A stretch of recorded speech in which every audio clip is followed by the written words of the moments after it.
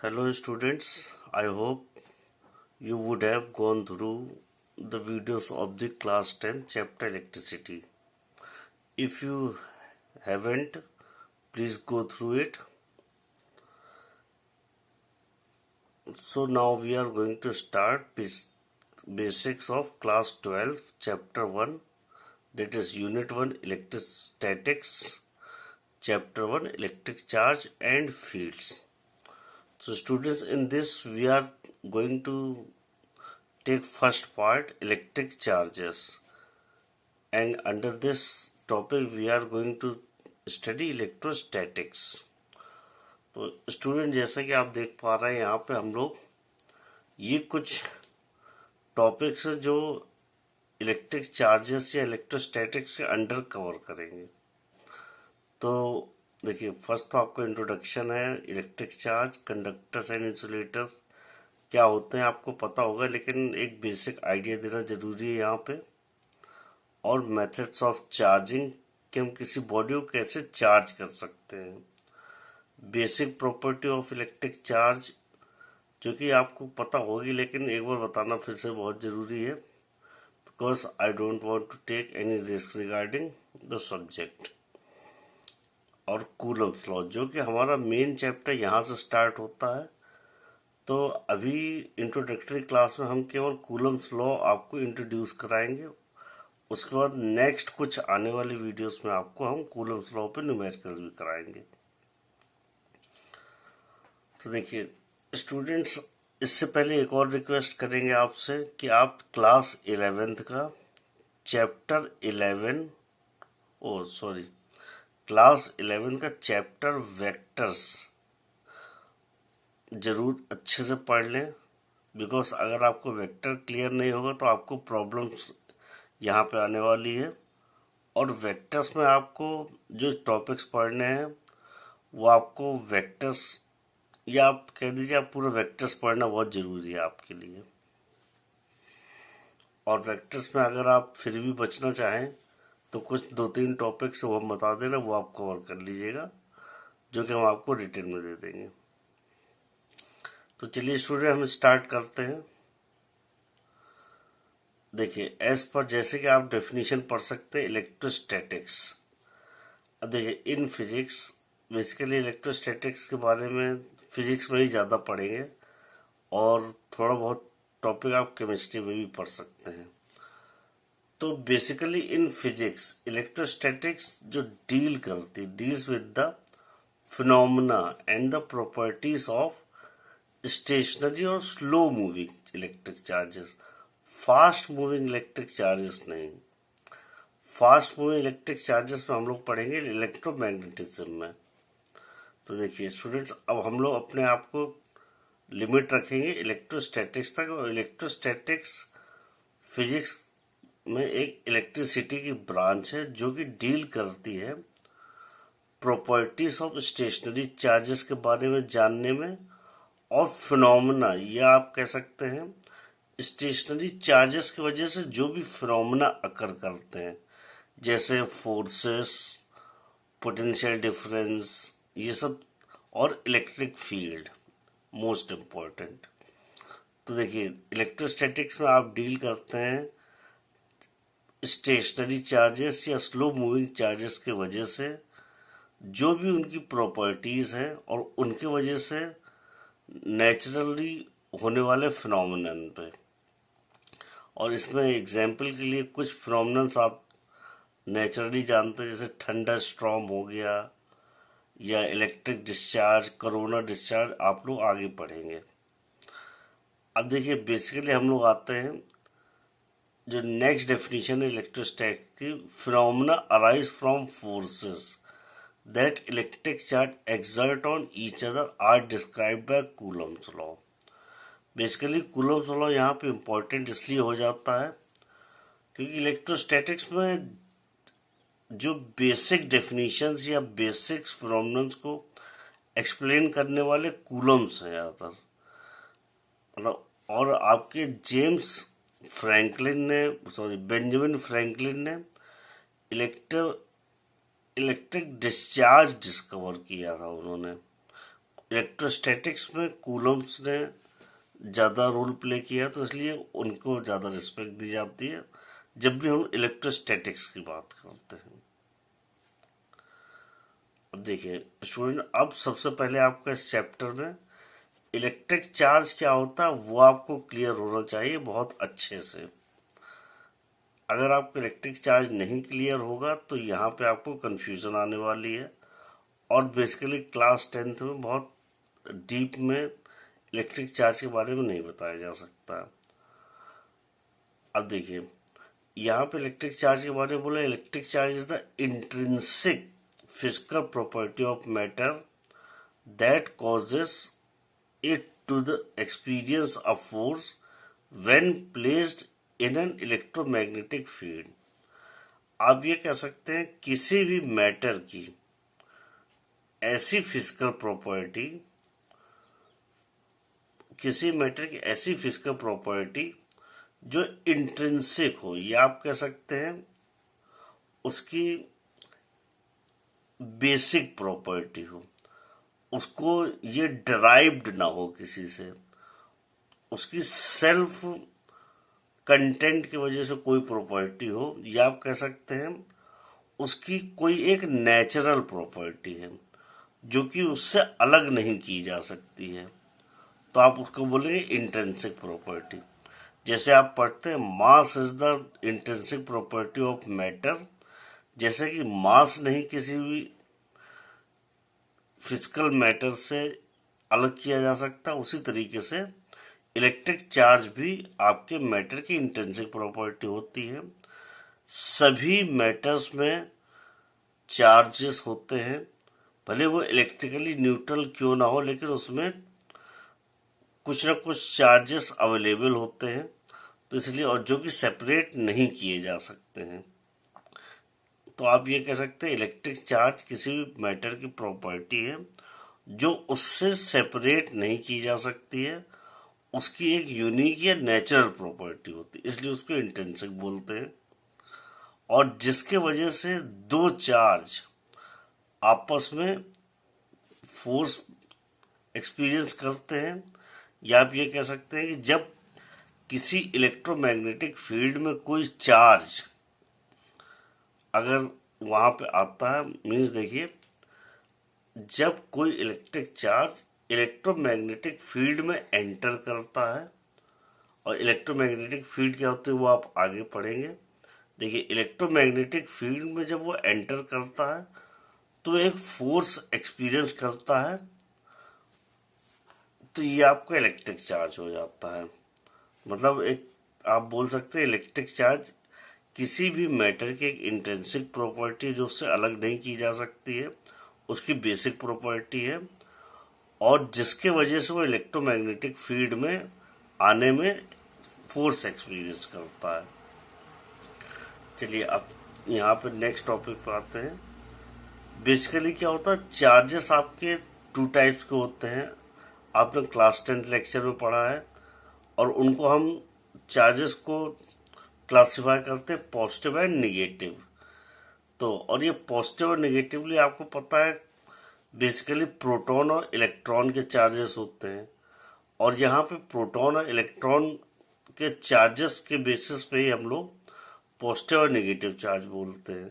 और आपको class 10th में पढ़ाया गया जिस भी मैटर में, आपको पता है मैटर एटम से मिलकर बना होता है, और आपको पता है कि एटम के जो आउटर मोस्ट इलेक्ट्रॉन शेल के, वो शेल के इलेक्ट्रॉन्स होते हैं, वो वेरी लूजली बाउंडेड होते हैं, और वो small amount of energy gain करने पे ही वो अपने आउटर मोस्ट शेल को लीव कर देते हैं। तो देखिए यहाँ पे कहने का मीनिंग क्या है, सभी मैटर इलेक्ट्रॉन और प्रोटॉन्स न्यूट्रॉन से मिलकर बने होते हैं। न्यूट्रॉन जो होते हैं वो न्यूट्रल होते हैं, इलेक्ट्रिकली न्यूट्रल, और जो प्रोटॉन्स होते हैं वो पॉजिटिवली चार्ज माने गए हैं, और इलेक्ट्रॉन्स आपके निगेटिवली चार्ज माने गए हैं। इसलिए सभी मैटर जो होते हैं वो आपके एटम से मिलकर बने होते हैं, और इसलिए जो एटम्स हैं उनमें से अगर कुछ इलेक्ट्रॉन्स हम लोग आउटर मोस्ट शेल के जो इलेक्ट्रॉन्स हैं अगर उनको बाहर निकाल लेते हैं किसी भी तरीके से, तो आपका मैटर क्या होता है, चार्ज हो जाता है। और चार्ज हो जाता है तो डिपेंडिंग अपॉन कि उसमें प्रोटॉन ज़्यादा है कि इलेक्ट्रॉन ज़्यादा है, तो वो पॉजिटिव और नेगेटिव चार्ज हो जाता है।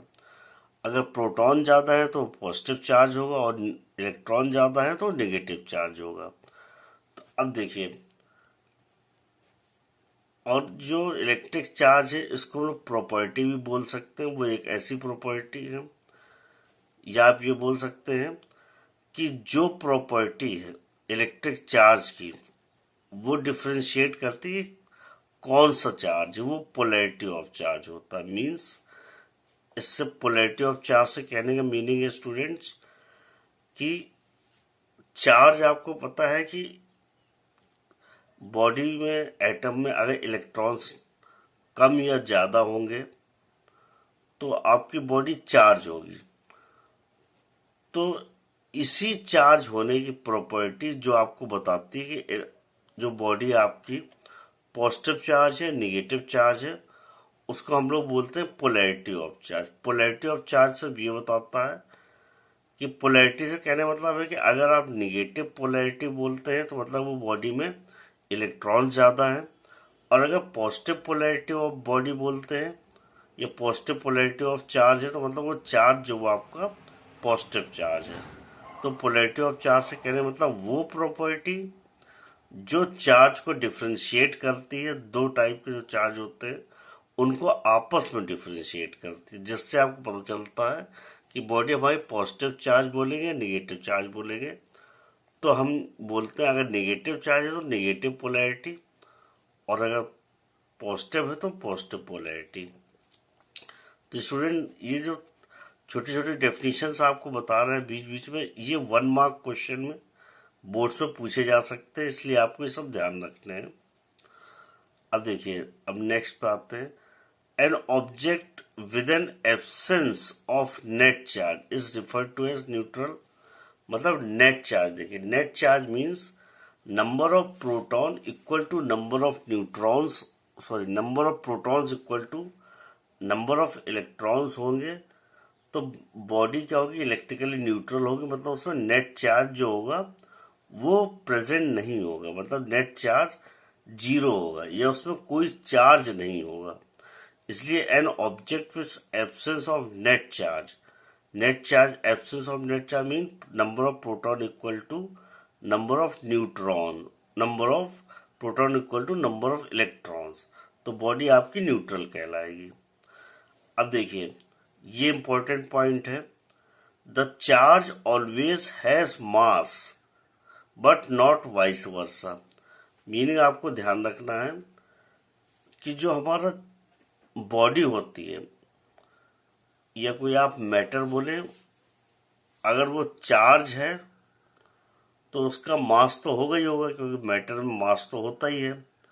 और चार्ज बेसिकली क्या होता है, कुछ नंबर ऑफ इलेक्ट्रॉन्स या तो एक्स्ट्रा होते हैं या कुछ लेस होते हैं, बट वो बना तो एटम से ही होता है।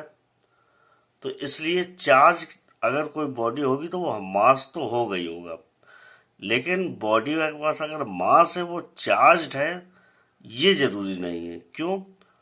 क्योंकि उसमें number of protons equal to number of electrons हो सकते हैं और वो बॉडी न्यूट्रल हो सकती है।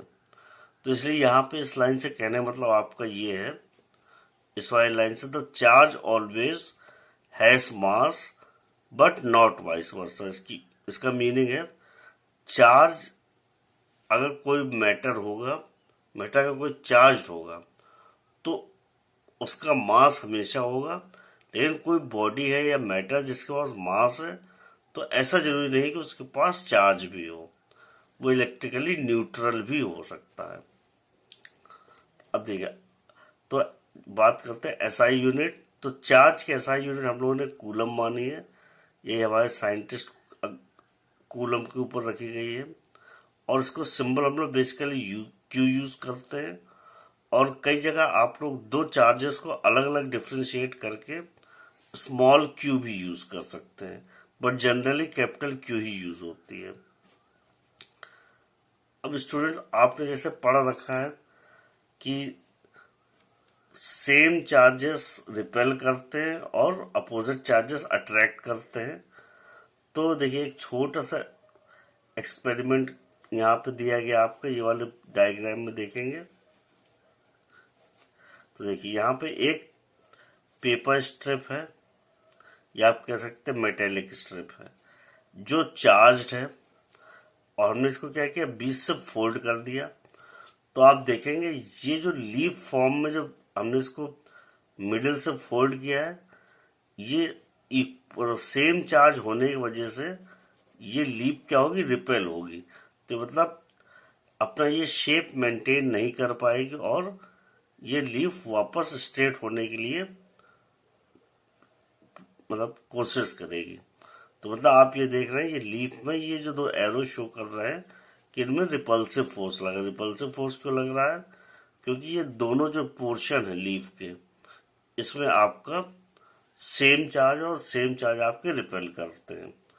तो अब देखिए ये जो छोटा सा एक्सपेरिमेंट है, इसके बेस पे हम एक डिवाइस फॉर्म करते हैं जिसको हम लोग बोलते हैं इलेक्ट्रोस्कोप। इलेक्ट्रोस्कोप पे 1 मार्क या 2 मार्क से ज़्यादा क्वेश्चन नहीं आता है, तो इसलिए इसके लिए ज़्यादा डीप पे जाने की जरूरत नहीं, इसका कंस्ट्रक्शन आप बुक से पढ़ सकते हैं। तो देखिए अब यहाँ पे क्या है, इलेक्ट्रोस्कोप में क्या होता है, एक ग्लास बॉक्स होता है जो कि एक मेटेलिक रॉड होती है और यहाँ पे गोल्ड लीव्स इस फॉर्म में लगी होती हैं। तो देखिए अगर गोल्ड लीफ में कोई भी चार्ज नहीं होगा तो ये एक दूसरे को टच कर रही होंगी, और ये मेटल रॉड है और ये मेटल नॉब है। तो अब क्या करते हैं, अब ये जैसे कोई एक बॉडी है जो कि चार्ज है, आप देख पा रहे हैं इधर। अब हमें ये डिफ्रेंशिएट करना है, ये वाली बॉडी, सॉरी ये देखिए ये बॉडी, और ये आपका बेसिकली इलेक्ट्रोस्कोप का जो फंक्शन है वो ये है। ये तो आपके न्यूट्रल ना हो या चार्ज, देखिए आपका ये जो बॉक्स है इस पर चार्ज न्यूट्रलाइज होने से रोकने के लिए बना हुआ है, ताकि आप जब चार्ज किसी बॉडी पर चार्ज मेजर कर रहे हो तो ये न्यूट्रलाइज ना हो पाए। अब देखिए जैसे क्या होता है, इलेक्ट्रोस्कोप आपका यूज होता है ये डिटेक्ट करने के लिए कि बॉडी चार्ज है या बॉडी चार्ज नहीं है। तो देखिए अगर बॉडी चार्ज होगी तो आप अगर इसको टच करते हैं इस बॉडी को और ये बॉडी चार्ज है, तो ये इलेक्ट्रोस्कोप जो कि एक मेटल से ही बना है, ये भी चार्ज गेन कर लेगा इस बॉडी से, और जब चार्ज गेन कर लेगा तो ये लीफ आपकी इस वाले फिनोमिनन की वजह से सेपरेट हो जाएंगी। तो जब ये सेपरेट हो जाएंगी तो आपको पता है कि जब बॉडी चार्ज होगी तभी लीफ सेपरेट होंगी, और अगर बॉडी चार्ज नहीं होगी तो लीव्स एक दूसरे से सेपरेट नहीं होंगी बल्कि एक दूसरे से स्टिक पोजीशन में रहेंगी। तो इसको आप बुक से पढ़ सकते हैं स्टूडेंट। बस आपका अगर इलेक्ट्रोस्कोप का क्वेश्चन आएगा तो 1 मार्क का आएगा, और ये पूछने के लिए होगा कि इलेक्ट्रोस्कोप यूज क्यों होता है। तो इलेक्ट्रोस्कोप यूज क्यों होता है ये आपको सबको पता चल गया। To detect if the body is charge और नॉट। कौन सा चार्ज है ये आप नहीं पता कर सकते हैं, सिर्फ यहाँ पे ये पता करना है बॉडी चार्ज है या डिस्चार्ज है।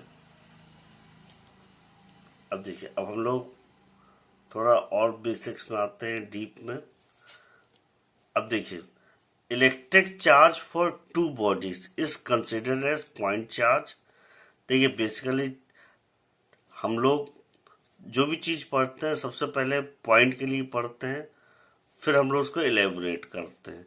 तो देखिए यहाँ पे एक छोटा सा पॉइंट है कि इलेक्ट्रिक चार्ज जो 2 बॉडीज हैं और वो इलेक्ट्रिकली चार्ज्ड हैं, तो उनको पॉइंट चार्ज कब कंसिडर करेंगे। बेसिकली यहाँ पे पॉइंट चार्ज की डेफिनेशन दी गई है आपको। तो स्टूडेंट्स आपको ये लर्न करनी होगी पॉइंट चार्ज का मीनिंग क्या है, क्योंकि sometimes it is asked in the exam for 1 marks. So students just go through it. देखिए electric charge for two body, यहाँ पर कहने मतलब टू बॉडीज हैं और उनको हम लोग पॉइंट चार्ज कंसिडर कर सकते हैं if their size is very small in comparison to the distance between them, so the charge considered to be concentrated at one point.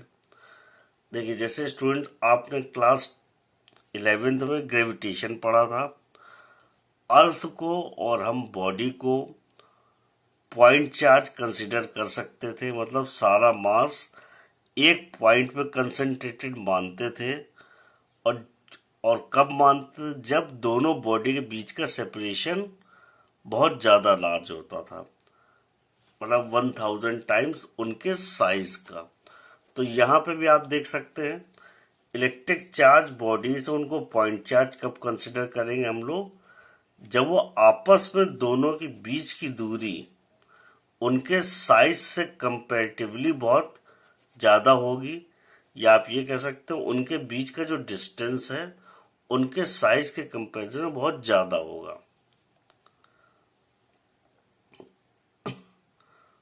तो अब देखिए स्टूडेंट, आपने conservation of charge class 10th में पढ़ रखा है और यहाँ पे भी आप कंजर्वेशन ऑफ चार्ज पढ़ेंगे, लेकिन कंजर्वेशन ऑफ चार्ज पे यहाँ से जाने से पहले आप क्लास 10th का कंजर्वेशन ऑफ चार्ज पढ़ लीजिएगा।